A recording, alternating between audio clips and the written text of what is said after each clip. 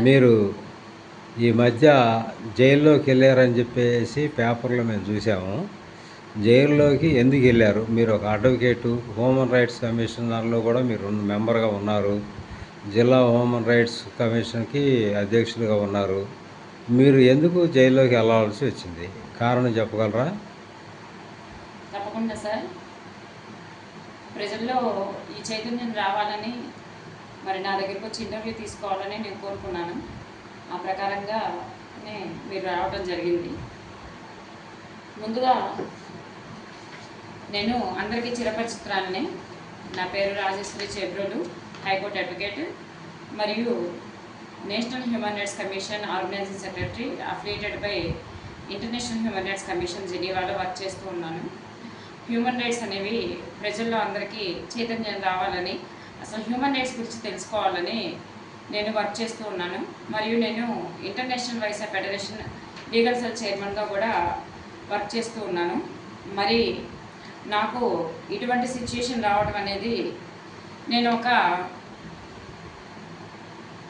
Task లాగా నేను తీసుకున్నాను. కానీ ఎందుకంటే అసలు కోర్ట్స్లో ఏం జరుగుతున్నాయి, కోర్టులో ఎంత నిరంకుశ పరిపాలన జరుగుతుంది, నియంతృత్వంగా పరిపాలిస్తున్నారు. మరి అడ్వకేట్స్ విక్టిమ్స్ తరఫున రిప్రజెంటేషన్ చేయడానికి జడ్జి గారికి న్యాయాలు పరిశీలించి దాని చట్ట ప్రకారంగా ఏ సెక్షన్స్ ఆపాదించి ఇది అఫెన్స్ చేశాడని చెప్పడానికి రిప్రజెంటేషన్ చేయడానికి న్యాయవాదులు ఉన్నారు. జడ్జికి అన్నీ తెలుసు, జడ్జికి సెక్షన్స్ తెలుసు, ఏది మంచి ఏది చెడు తెలుసు.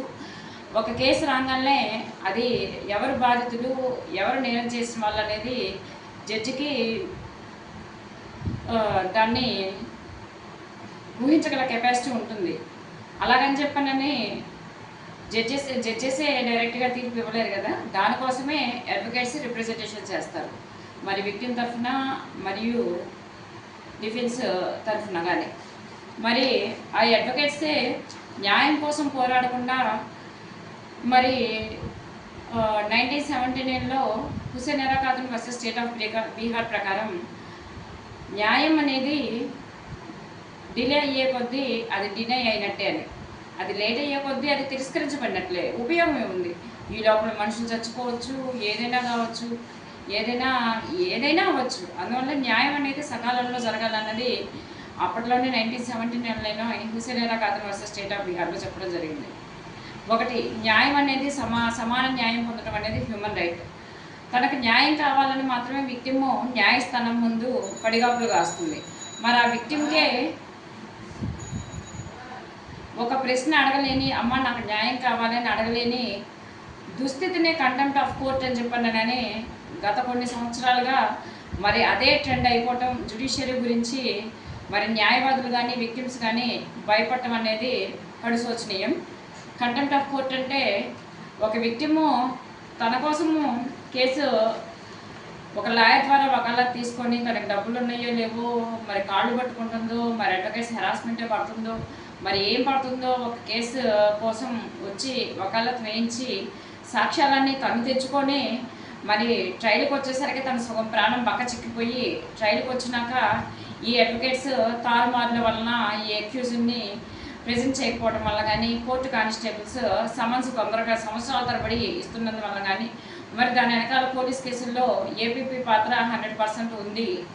మరి ఈ విధంగా డిలే అవుతూ ఉన్నా కానీ జడ్జెస్ మరి వీటిపై ఏమీ తగు చర్య తీసుకోకుండా ఒక యాంత్రికంగా వాళ్ళు చేస్తున్నారు, ఆ టయానికి మేము చేస్తున్నాం అన్నట్టుగా ప్రవర్తించడం అనేది చాలా డిఫెక్టివ్ డ్యూటీ అని చెప్పాలని నేను భావిస్తున్నాను సార్. ప్రతిదానికి ప్రతి వాళ్ళు బార్ కౌన్సిల్లో, ప్రతి వాళ్ళు హైకోర్టును సంప్రదించలేరు కదా. మరి లోయర్ కోర్టులు ఉన్నాయి దేనికి? ప్రతిదీ హైకోర్టు మీద బర్డన్స్ పడేయటానికే. ఎవరు వెళ్ళగలరు? చదువుకున్న వాళ్ళు ఎవరు వెళ్ళగలరు? చదువుకోలేని వాళ్ళు ఎవరు వెళ్ళగలరు? డబ్బులు ఎవరు పెట్టగలరు?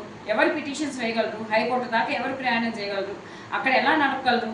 ప్రతిదీ వీళ్ళన్నీ కళ్ళు మూసుకొని చెవులు మూసుకొని న్యాయదేవత కళ్ళు లేవు చెవులు లేవు అన్నట్టుగా మరి న్యాయవాదులు న్యాయమూర్తులు ప్రవర్తిస్తూ మరి వీటన్నిటిని ఎంకరేజ్ చేస్తూ పోతే న్యాయవాదుల్ని మరియు ఏపీపీ మిస్కాండక్ట్ని మరియు అన్యాయపూరితంగా కేసులను నడపకుండా తను కేసు సమయంలో మరి తను అటెండ్ అవ్వకుండా పబ్లిక్ కోర్టులో కోర్టు కానిస్టేబుల్ని పంపించి అక్కడ ఏదైనా ఇష్యూ జరిగేటప్పుడు కోర్టు కానిస్టేబుల్ ఫోన్ చేయగానే ఎమ్మటనే పబ్లిక్ కోర్టులోకి తన ప్రెజెన్స్ అవ్వడం, మరి ఇవన్నీ న్యాయమూర్తి గమనిస్తూ కూడా మరి వారిపై తగు చర్య తీసుకోకుండా అబలలైన విక్టిమ్స్పై ఆల్రెడీ విక్టిమ్స్ అయ్యి చచ్చిపోయి జీవశ్చవాలాగా న్యాయం కోసం బతికే నాలాంటి విక్టిమ్స్పై మరి వాళ్ళు అధికారం చూపించడం అనేది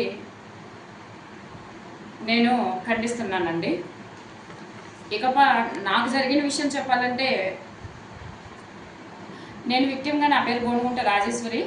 మరి నేను 23 సంవత్సరాలు ఫ్యామిలీ లైఫ్లో అనేక రకాల కుట్రలు అనుభవించాను.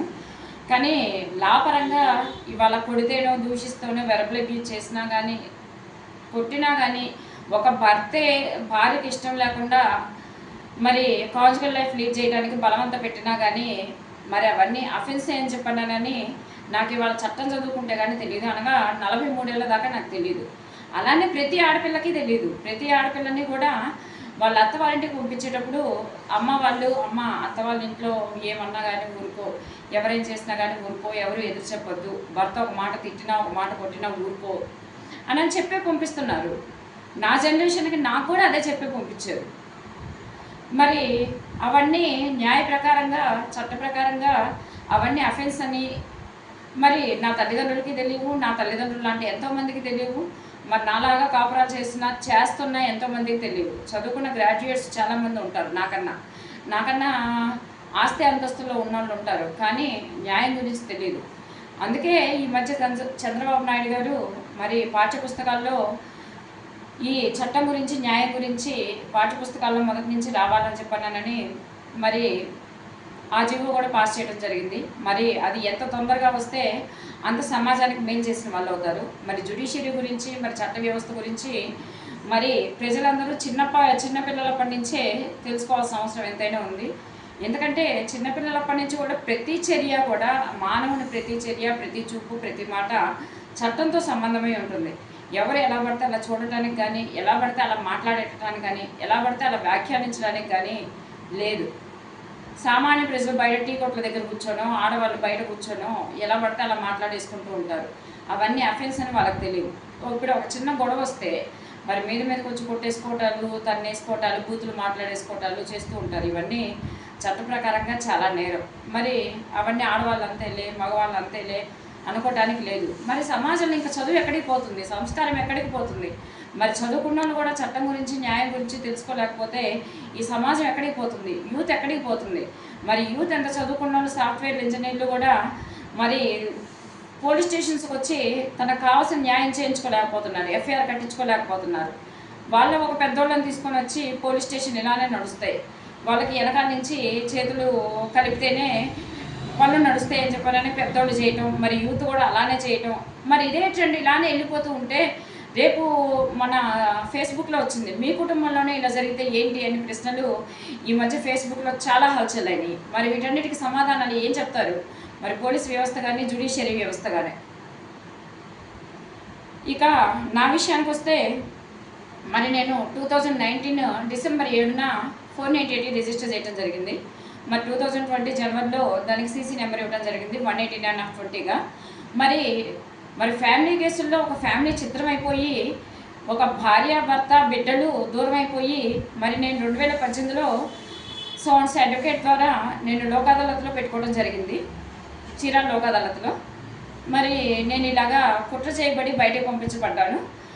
నా భర్త పెళ్ళైన కాడి నుంచి నన్ను శారీరకంగా, మానసికంగా హింసించాడు, అనుమానించేవాడు, కొట్టేవాడు, చంపడానికి ప్రయత్నించేవాడని విత్ గుర్తులతో సహా, కత్తి ఘాట్లతో సహా నేను సో వీడియోలో నా కేసు ట్రాన్స్ఫర్ అయిందని చెప్పినప్పుడు అదే రివోక్ అయిందని చెప్పని 21/26 నా కేసు ట్రాన్స్ఫర్ అయిందని చీరాల కోర్టు ఏఎంఎం గారు చెప్పినప్పుడు నేను పోలీస్ స్టేషన్ ఎదురుగా మరి ఆ కాంప్లెక్స్లో నేను మీడియా వాళ్ళతో మాట్లాడడం జరిగింది. ఆ వీడియోస్ కూడా చాలా వైరల్ అవ్వడం జరిగింది. మరి దాని ప్రకారంగా 2018లో నేను లోక్ అదాలత్లో పెట్టుకుంటే నేను ఇలా కాన్స్పిరసీతో బయటపడబోయబడ్డాను. నా పిల్లలిద్దరూ నేను ఇప్పటిదాకా వాళ్ళని నేనే పెంచాను, వాళ్ళని నేనే చదివించాను, వాళ్ళకి చదువు చెప్పింది నేనే. వాళ్ళ నాన్నగారు సంపాదించారు, ఫినాన్షియల్గా అతని మీద ఆధారపడ్డాము. కానీ అతని నుంచి ప్రేమ కానీ, ఎమోషనల్ బాండింగ్ కానీ ఏమీ లేదు. అంతా దాపరికం. ఎవరికి అతని పనులు కానీ అతను ఎక్కడికి వెళ్తున్నాడు ఏం చేస్తున్నాడు అనేది తెలియదు. ఇల్లు ఒక లాడ్జి లాగా వాడుకునేవాడు. ఉదయం వెళ్ళిపోతే మధ్యాహ్నం అన్నానికి రాత్రి పడుకోవడానికి. పిల్లలతో కానీ నాతోటి కానీ అతనికి ఎమోషనల్ బాండింగ్ ఉండేది కాదు, జెన్యూనిటీ ఉండేది కాదు. ఎక్కడికి వెళ్తున్నాడో తెలియదు, ఏం చేస్తున్నాడో తెలియదు, ఏమీ తెలియదు. మరి అటువంటి పరిస్థితుల్లో నాకున్న చదువు ప్రకారం, నేను బీకామ్ చదువుకున్న ప్రకారం పిల్లలకి చదువు చెప్పింది కానీ అతన్ని హెరాస్మెంట్ పడుతూ అతను నాతో ఎమోషనల్ బాండింగ్ లేకపోయినా, కాన్జుగల్ లైఫ్ లీడ్ చేయకపోయినా ఒక కోమా స్టేజ్లో పిల్లల్ని నేను పెంచుకుంటూ వచ్చాను. మరి పిల్లల కోసమే నేను బతుకున్నాను. కానీ నన్ను ఈ విధంగా మొత్తం మంది ఇచ్చి పిచ్చాసుపత్రిలో పడేసి నన్ను అద్దుకున్న వాళ్ళ చేత గెంటి పెంచడం జరిగింది. నన్ను మా ఇంటికి పంపించండి సార్ అని చెప్పనని నన్ను ఈ విధంగా మళ్ళీ నన్ను మొత్తం మంది ఇచ్చి పిచ్చాసుపత్రిలో పడేయకుండా మరి నా పిల్లల ప్రాణ రక్షణ కోసమే తల్లిగా నేను బతుకున్నాను. మరి ఇన్నాళ్ళు అతని మీద పోలీస్ కంప్లైంట్ పెట్టకపోవడానికి కారణం పిల్లలకి థ్రెట్ ఉంటుందని. నేనేం చేసినా కానీ పిల్లల్ని థ్రెట్ చేస్తాడు. పిల్లలు హాస్టల్కి వెళ్ళినప్పుడు పిల్లలతో ఇవన్నీ చెప్తే పిల్లల్ని చంపేస్తానని, మరి పిల్లల్ని చదివించనని, మరి ఇంట్లోంచి వెళ్ళిపోతాను, మరి ఇల్లంతా తనఖాలో ఉంది, మరి మీ ముగ్గురే కట్టుకోవాల్సింది, మీ ముగ్గురిని ఇంట్లోంచి నెట్టేస్తారు బ్యాంక్ వాళ్ళు వచ్చి, ఈ విధంగా నన్ను బెదిరిస్తూ ఉండేవాడు. పిల్లలకి ఏమన్నా నా గురించి మరి ఏం చెప్పేవాడు, తప్పుడుగా చెప్పేవాడు. అంటే ఇటు నాకు చెప్పి పిల్లలకి చెప్పి ఇది కాక పెద్ద పాపకి చిన్న పాపకి కూడా గొడవలు పెట్టేవాడు. మరి చిన్న పాప నా పోలికలతో ఉందని నేను చదివించినని చెప్పానని తను చెప్పినట్టు చేయకపోతే, తను చెప్పినట్టు తను తీసుకొచ్చిన మగవాళ్ళతోటి నేను సో విధంగా ప్రవర్తించకపోతే మరి చిన్న పాపని నేను చదివించనని ఆ విధంగా నన్ను నిత్యం బెదిరిస్తూ ప్రాణభయం చేస్తూ ఇమోషనల్ బ్లాక్మెయిల్ చేస్తూ మరి సంవత్సరాలు తరబడి గడవటం జరిగింది. మరి ఆ ప్రయాణంలో పిల్లలు కూడా ఎన్నోసార్లు సూసైడ్ అటెంప్ట్ చేసుకోబోయారు. వాళ్ళు ఇంజూర్డ్ ఫిజికల్లీ మెంటల్లీ.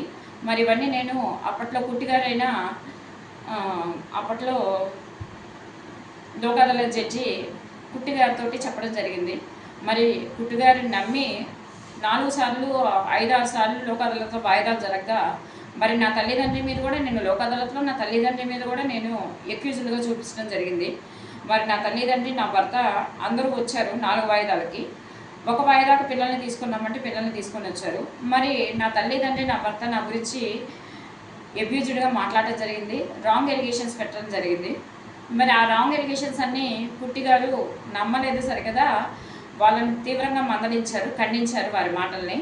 మరి నన్ను చూసి అమ్మ నువ్వు చదువుకున్న అమ్మాయిలా కనిపిస్తున్నావు, నీ కోర్టులోనే ఉద్యోగం ఇస్తాను నేను అని చెప్పానని నాతో చెప్పడం జరిగింది. మరి అది కూడా మరి న్యాయవాదులే భస్మం చేశారు. మరి ఎవరు భస్మం చేశారనేది కుట్టిగారికి తెలియాలి, ఆ చీరాల న్యాయవాదులకే తెలియాలి, ఆ న్యాయమూర్తికే తెలియాలి. కుట్టిగారు అయితే మటుకు, జడ్జి కుట్టిగారు అయితే మటుకు అమ్మ నీ కోర్టులోనే ఉద్యోగం ఇస్తాను అనని నాతో చెప్పడం జరిగింది.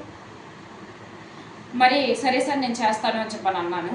మరి నా భర్తతోటి, నా తల్లిదండ్రులతోటి మరి మీరు ఈ విధంగా రాంగ్ ఎలిగేషన్స్ పెట్టి ఏవో పేపర్స్ చూపించి హాస్పిటల్లో పడేశానని, మరి ఆ బిడ్డని రోడ్డు మీద పడేసి మరి పిల్లల్ని దూరం చేస్తే, వయసు వచ్చిన పిల్లల్ని దూరం చేస్తే ఆ అమ్మాయి జీవితం ఏంటి, ఆ పిల్లలకి రేపు ఎలా పెళ్లి చేస్తారని కుట్టిగారు అడగటం జరిగింది.